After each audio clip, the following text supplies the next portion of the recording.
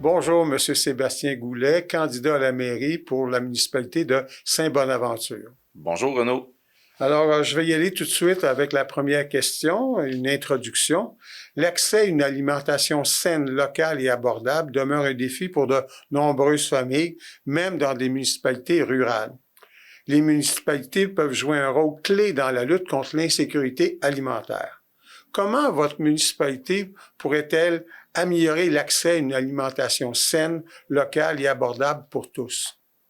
C'est évident, les coûts pour s'alimenter augmentent d'année en année. Ça peut devenir un enjeu pour certaines familles. Personnellement, j'ai développé des projets d'autosuffisance alimentaire depuis environ une dizaine d'années pour pallier à un peu là, le coût de la vie qui augmente, puis aussi la qualité des aliments qu'on peut consommer. On a la chance d'être dans une municipalité rurale, municipalité qui est très axée aussi sur l'agriculture.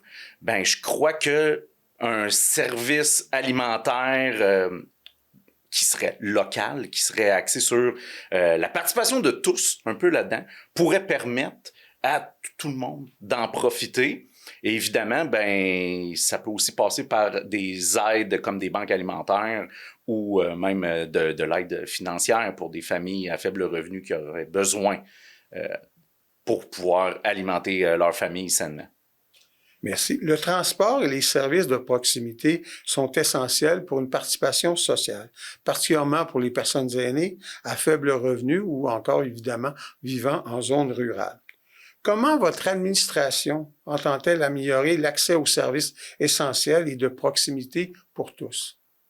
En ce moment, je sais qu'il y a déjà un service de mobilibus qui existe. C'est comme des taxis un peu là, qui viennent faire des rondes là, pour aider la mobilité de certaines personnes qui ont peut-être pas de véhicule.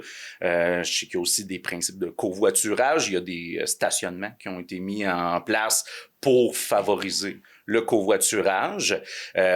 Évidemment, pour pouvoir savoir qu'est-ce que les gens ont besoin, je pense qu'il faut premièrement les écouter. C'est eux les premiers qui savent qu'est-ce qu'ils ont de besoin pour pouvoir développer cette mobilité-là. Ça va nécessiter leur participation. Bon. Les municipalités ont le pouvoir d'agir face à la crise climatique par leurs pratiques d'urbanisme, d'approvisionnement ou encore dans la gestion des matières résiduelles. Votre municipalité, sous votre règne, intègre-t-elle les principes de développement durable dans ses décisions et si oui, de quelle façon? C'est évident, puisque une de mes grandes valeurs, c'est l'environnement, la protection de l'environnement.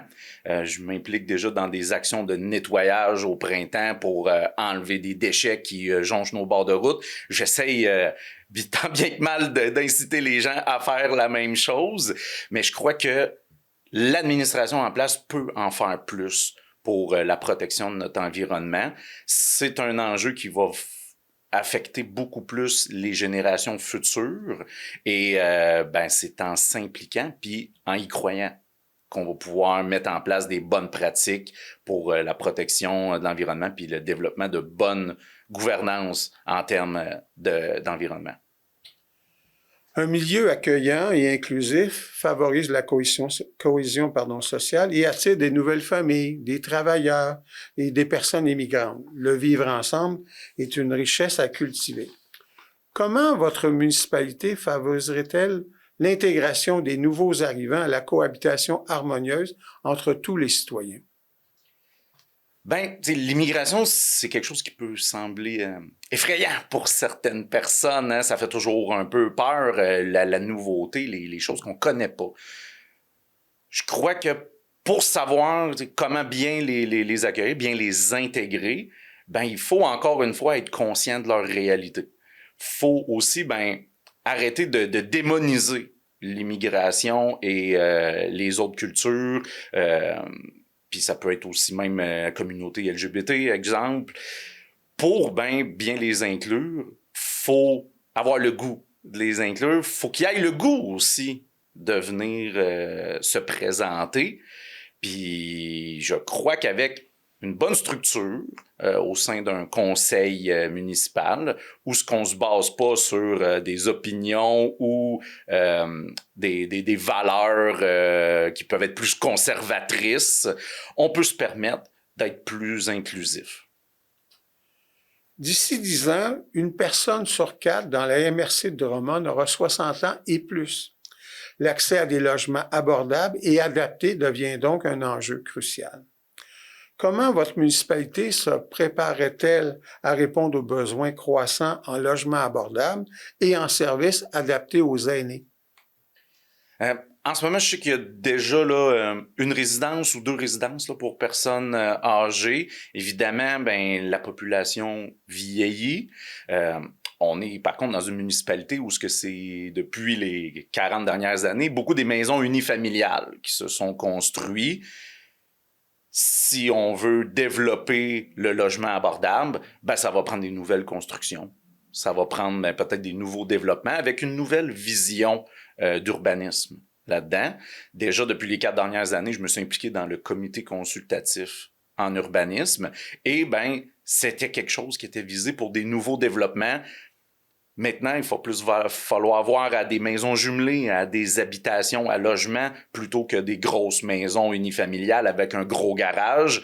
C'est beau, mais c'est peut-être une vision passée de ce que c'était l'urbanisme dans des régions. Alors, je vous ai posé les 5 questions qui étaient prévues. Alors, maintenant, je vous donne le mot de la fin. Je vous invite à vous adresser à vos concitoyens et concitoyennes de Saint-Bonaventure. Quel est le message que vous voulez leur livrer? À mes concitoyens, le seul message que je livrerais, c'est le vote vous appartient. Le vote a un plus gros impact qu'on le croit. Et on peut se permettre de viser autrement. On peut se permettre de penser autrement. On n'est pas obligé de toujours rentrer dans le moule. Moi, je me propose comme une voie différente, une voie de la jeunesse, une voie équitable et non partisane, on va dire, puisque je ne m'associe pas à aucun parti ou à aucun clan dans notre municipalité. Bien, je vous remercie, M. Goulet, pour vous être prêté à l'exercice citoyen de prendre la parole et de répondre à nos questions. Merci beaucoup.